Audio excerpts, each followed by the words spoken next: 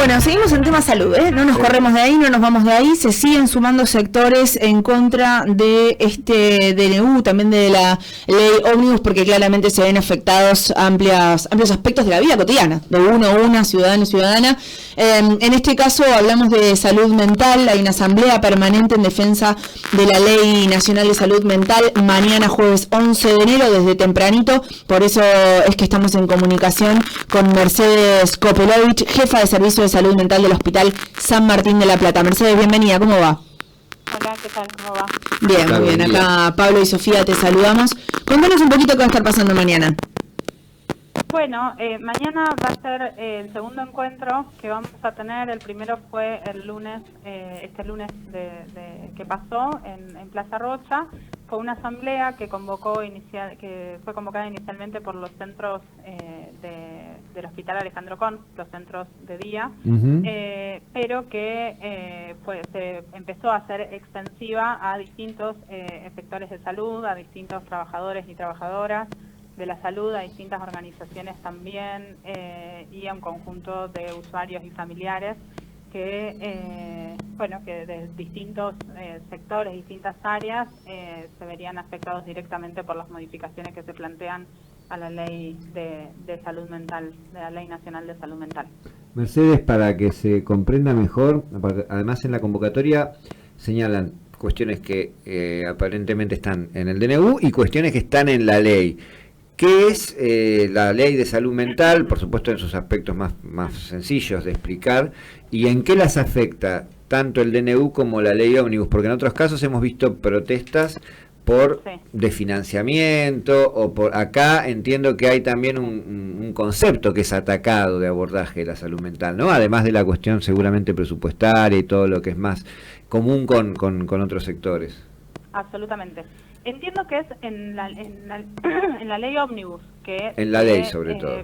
Sí, que se plantea la modificación de algunos artículos de la Ley Nacional de Salud Mental. ¿Sí? La ley que nosotros tenemos actualmente rigiendo se estableció en el 2010, se reglamentó en el 2013 y plantea un punto de inflexión fundamental respecto a la atención en salud mental, porque ubica el tratamiento en salud mental fundamentalmente en lo que tiene que ver con los dispositivos de abordaje comunitario, y no como históricamente se ubicaba centralmente al encierro, a la internación prolongada, claro, como princeps en el tratamiento de la salud mental, ¿sí?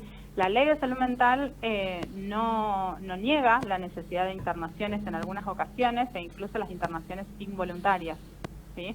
Pero se considera un recurso terapéutico, ¿sí?, al que se echa mano de última instancia, digamos. De última instancia, cuando se agotaron instancias previas, y son internaciones que son lo más breve posible para articular rápidamente con el contexto habitual de la persona, ¿sí? E incluso durante la internación no se cortan todo vínculo como se suponía antaño, digamos, cuando se suponía que era cortando todo vínculo con el contexto que se rehabilitaba a una persona. Para que la audiencia de la radio entienda, por ejemplo, experiencias como Rompiendo Barreras, que justamente nace de ahí del San Martín, o Razonamiento Desencadenado, ese tipo de prácticas estarían en el marco de esta ley de salud mental que ahora está siendo atacada.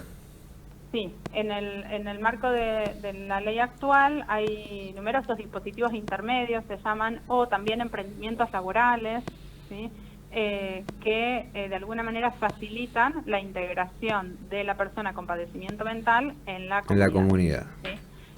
Lo que se plantea en la ley ómnibus es la modificación de algunos artículos, ¿sí?, que tocan como el espíritu de la ley, modifican sustancialmente lo que tiene que ver con el tratamiento en salud mental, y habilita, por ejemplo, porque de alguna manera no promueve, no va a facilitar los dispositivos tales como los que vos nombrás, o los proyectos que están ligados a lo artístico, a lo laboral, ¿sí?, a la articulación directa con la comunidad. Eso no se va a promover, pero además se modifica lo que tiene que ver con el funcionamiento y el establecimiento de las internaciones. ¿sí? Claro. Entonces, las internaciones que hoy son definidas por un equipo interdisciplinario, ¿sí? Por un equipo de salud, y que son supervisadas por la instancia judicial, ¿sí? Son supervisadas por esa instancia porque históricamente las internaciones han sido en hospitales monovalentes y han vulnerado sistemáticamente los derechos de las personas.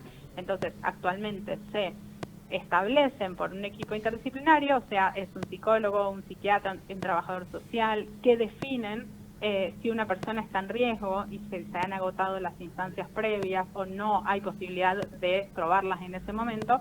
Entonces ahí es cuando la persona se interna y se avisa al juzgado que eso se está llevando a cabo porque se restringe la libertad de una persona. Lo que modificaría esta ley ómnibus en algunos artículos puntualmente es que las internaciones pueden ser definidas como medida urgente por el juez, ¿sí? Y posteriormente vendría, por ejemplo, la evaluación interdisciplinaria, ¿sí? Cosa que haría estallar el sistema de salud rápidamente, ¿sí? Porque nosotros actualmente el juez sí puede establecer y establece medidas urgentes, ¿sí? Pero esas son ordenar el traslado de una persona por una ambulancia y por un patrullero a las guardias de salud mental o a los servicios de salud mental para ser evaluadas, ¿sí? Y ahí es cuando, según esa evaluación, se define estrategia terapéutica a seguir respetando los derechos de las personas intervinientes. O sea que ya el juez interviene de esa manera, puede tomar medidas urgentes, ¿sí? Pero ahora las medidas urgentes podrían ser la internación directa. Claro, sí. Entonces ahí lo peligroso tiene que ver con, y a lo que nos oponemos nosotros tajantemente, es que se empiecen a internar situaciones que son disruptivas para el orden social, pero que no necesariamente tienen que ver con un padecimiento mental. Claro. Está clarísimo. Por ejemplo, básicamente son las modificaciones de algunos artículos van en esa dirección. Y además, como se sabe en general, se viene haciendo un proceso en el marco de la Ley de Salud Mental, un proceso de adecuación de los hospitales monovalentes y neuropsiquiátricos para hasta, digamos, sustituirlos absolutamente por las internaciones en los hospitales generales. Y los hospitales generales también se fueron adecuando, ¿no?, para poder alojar a las internaciones estas de las que hablamos, ¿sí?, que son internaciones breves. Lo que en la Ley de Salud Mental actual prohíbe la creación de nuevos neuropsiquiátricos, ¿sí?, nuevos hospitales monovalentes, porque la idea es justamente esto que digo, sustituirlos por otro tipo de estrategias que están ligadas a los hospitales generales. La modificación que se plantea en la ley ómnibus, lo que no solo saca la parte en la que se prohíbe la creación de nuevos neuropsiquiátricos, sino que los nombra como existentes y permanentes. O sea, no estarían en un proceso de adecuación, que lo conocemos como desmanicomialización, sino que volverían a ser una instancia de... llegó a ser una política del encierro, digamos, sí.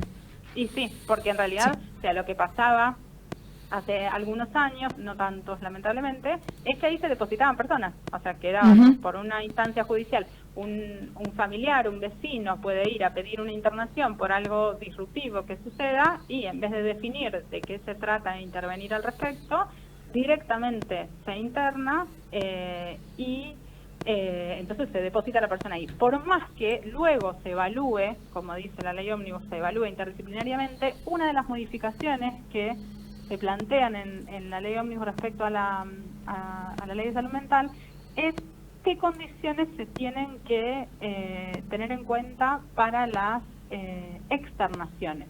Digo, modifica las internaciones y las externaciones también. Las internaciones, como les decía, en relación a que el juez la puede definir directamente. Y las externaciones sí son potestad del equipo de salud, pero En la ley actual, digamos, nosotros tenemos como un claro punto de tiene criterio de internación o deja de tenerlo en relación a lo que llamamos el riesgo cierto inminente, para sí o para terceros o para otros, ¿no? Una vez que ese riesgo, una persona actualmente tiene riesgo cierto inminente, se evalúa desde el equipo interdisciplinario, se interna y trabajamos para que ceda ese riesgo y entonces pueda continuar su tratamiento ambulatoriamente.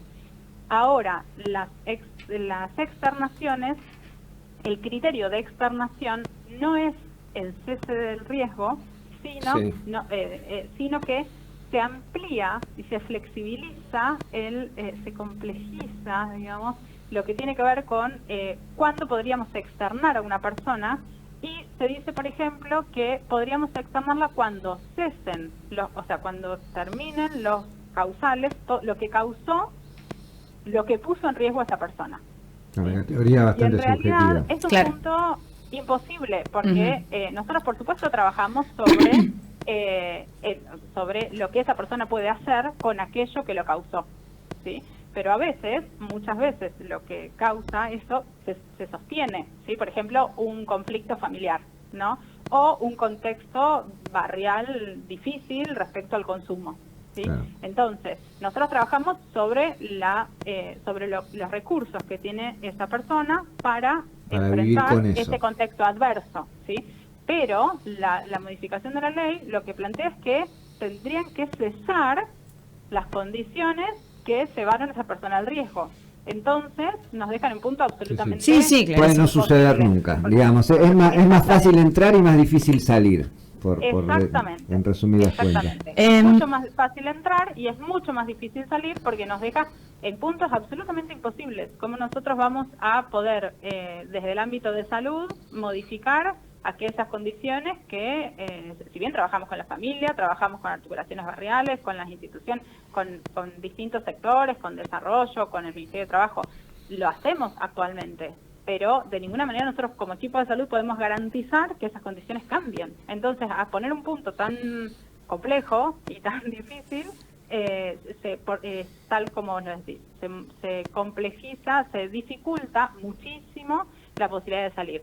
Y eso, la verdad es que que la gente ingrese y que no salga, supone el colapso del sistema de salud.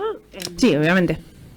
En 2 semanas, digamos. Nosotros acá en el Servicio de Salud Mental del Hospital San Martín tenemos 10 camas de internación en la sala. 10. Con esta lógica que se propone... No, sí, imposible sostener cualquier sistema. Absolutamente imposible sostener. Sí. Mercedes, invítanos mañana entonces. Bueno, mañana nos reunimos a las 10 de la mañana nuevamente en la Plaza Rocha, ¿sí? Y convocamos a todos aquellos interesados e interesadas que estén como para sumarse a propuestas respecto a cómo frenar esta modificación de la Ley de Salud Mental en vistas a continuar la plena implementación de la ley, que falta mucho todavía, pero que sí tiene el eje en la garantía y el respeto por los derechos de las personas con padecimiento mental, ¿sí? Mañana, excelente, jueves, a las 10 de la mañana en Plaza Rocha. Muy bien, allí nos veremos entonces y vamos a seguir esto con mucha atención, porque además involucra experiencias con las que la radio trabaja. Articulamos fuertemente, sí. Fuertemente, desde hace más de 15 años y que conocemos de primera mano, sabemos la función comunitaria que tienen y lo que eso hace justamente en el abordaje de la salud mental. Mercedes, estamos entonces en contacto y siguiendo con mucha atención todo lo que suceda. Hasta mañana. Hasta luego. Pasa Mercedes Kopelovich, jefa de Servicio de Salud Mental del Hospital San Martín de la Plata, por esta asamblea permanente que se va a estar realizando mañana en defensa de la Ley Nacional de Salud Mental. Desde 2005...